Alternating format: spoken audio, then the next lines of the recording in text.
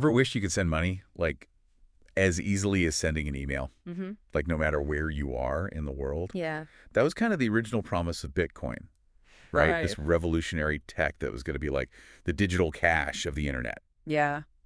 So today, Uh-huh. we're going to go on a deep dive into the wild ride that Bitcoin has taken. Mm.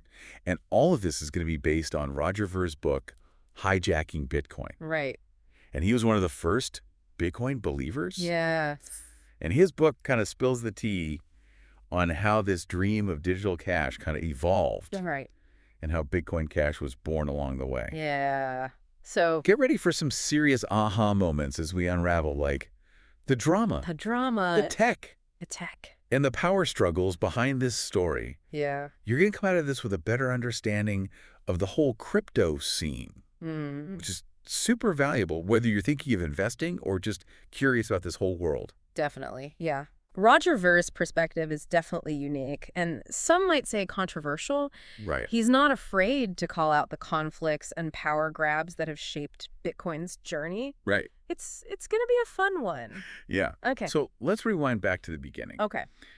Bitcoin was all about being digital cash, right? Exactly. Like, imagine paying for your morning coffee with it. Yeah. Super fast, but almost no fees. Exactly. The early Bitcoiners were all about scalability. Scalability. Which basically means making sure the system can handle tons of transactions without slowing down or getting expensive. Yeah.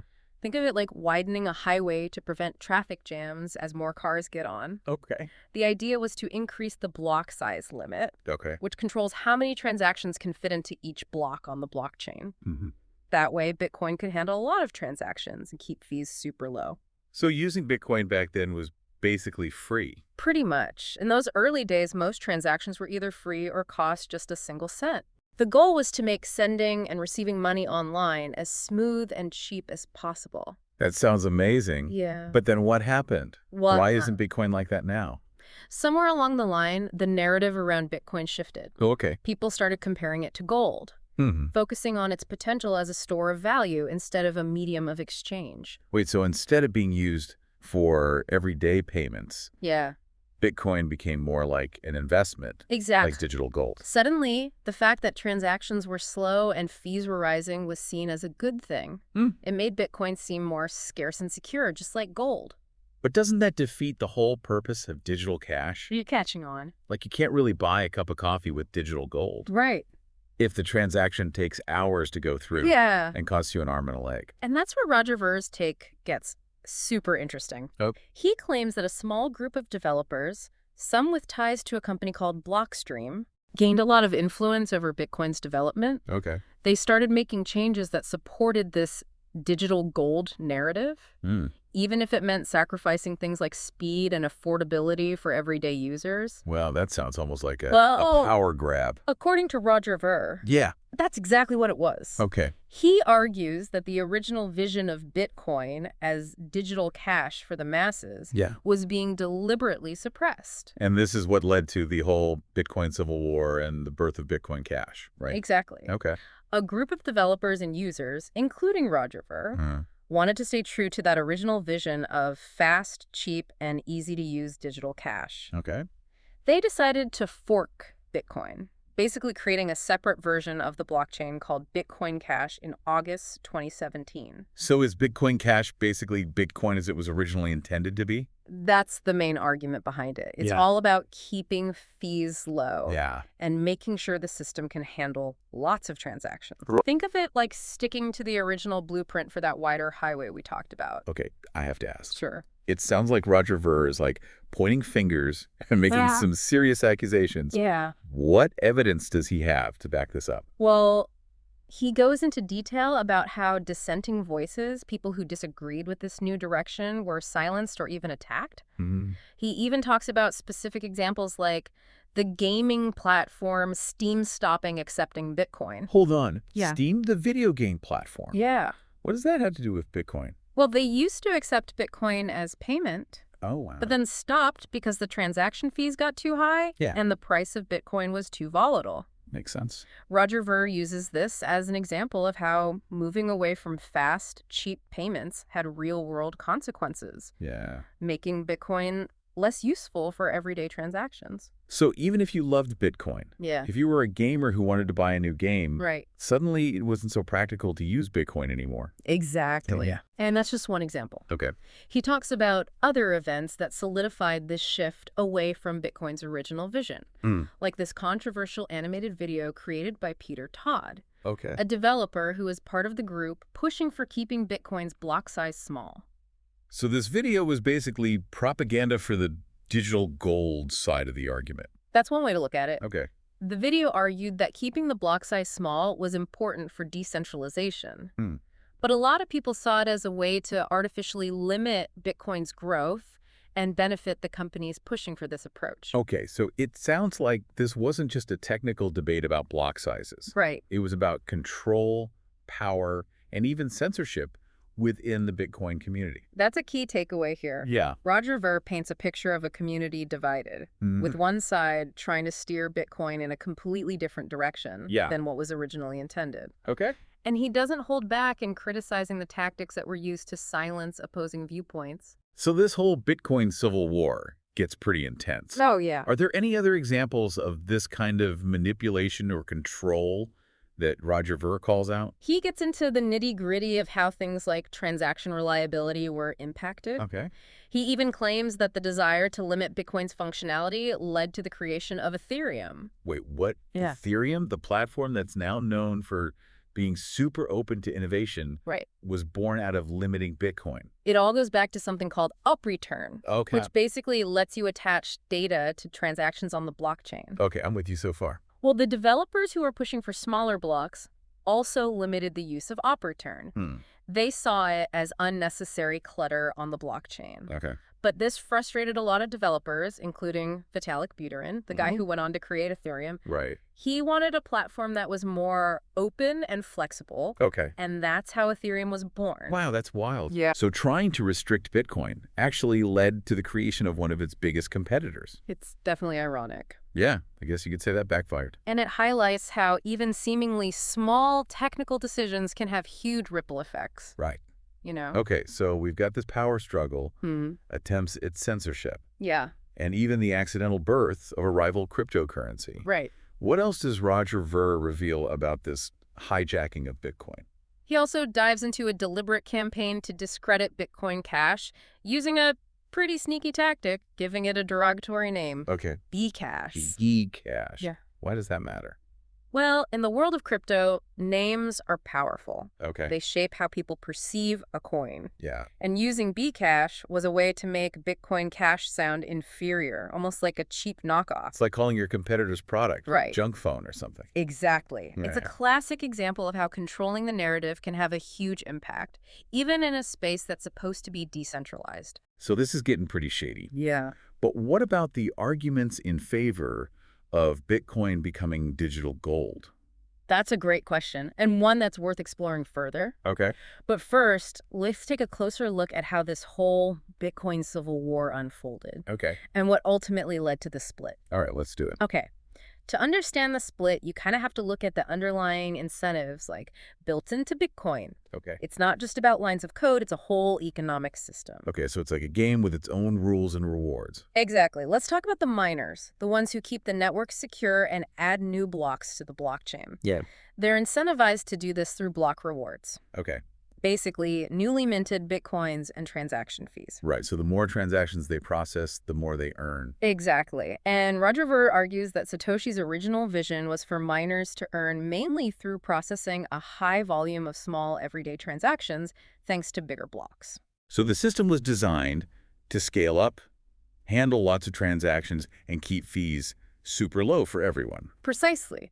But as we talked about, that digital gold narrative changed the incentives. Right. Suddenly, high fees and limited block space became the norm, which benefited certain players. And this is where Blockstream comes back into the picture. Yes, remember Blockstream? Yeah.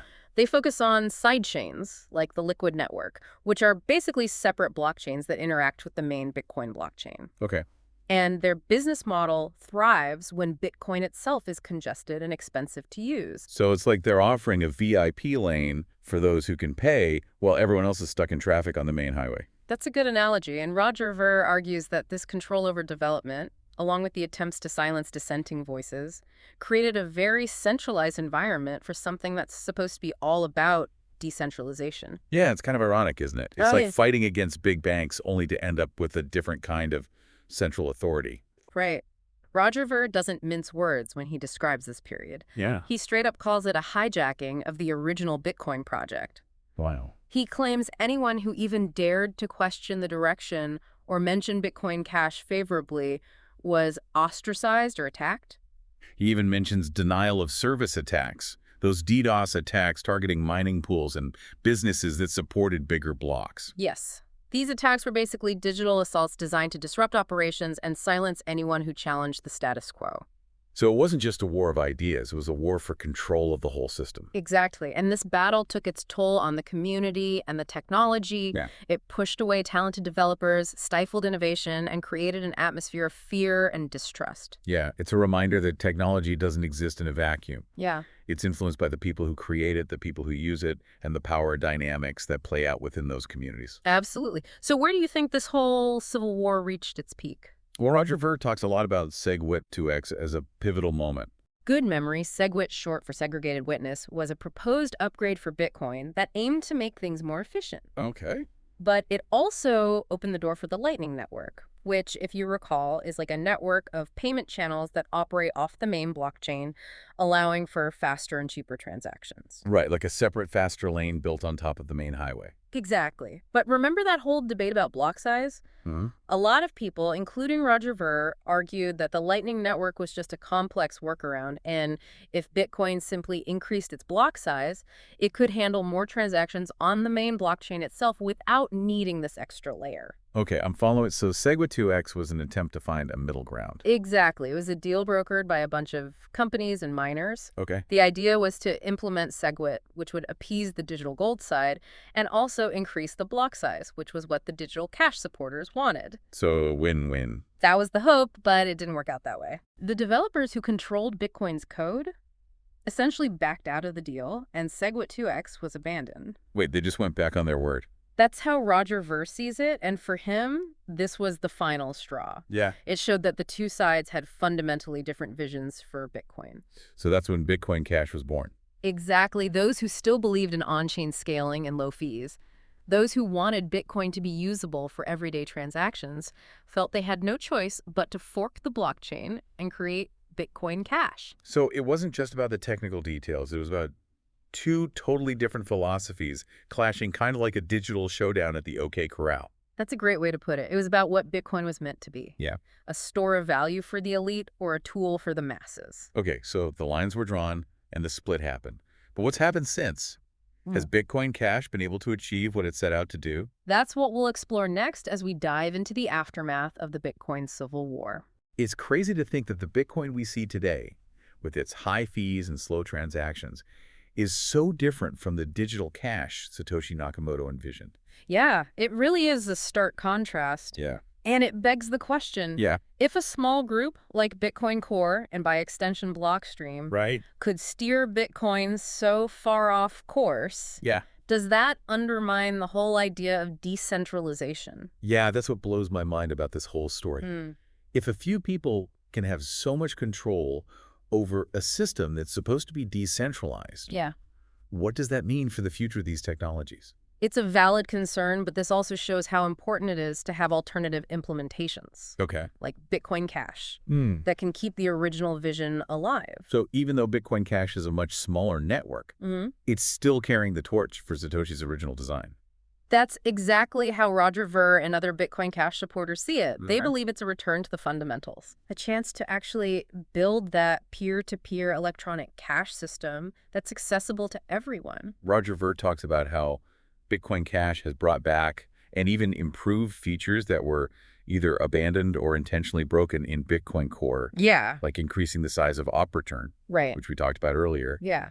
That allows more data to be added to the blockchain which opens up possibilities for innovation. That's a crucial difference. Bitcoin Cash has embraced on-chain scaling and innovation, while Bitcoin Core seems content with its current limitations, Yeah. pushing users towards second-layer solutions like the Lightning Network. And we know Roger Ver is not a fan of the Lightning Network. He sees it as an overly complex and risky solution that wouldn't even be necessary if Bitcoin just increased its block size. But don't some people argue that the Lightning Network is actually making Bitcoin more usable for everyday payments?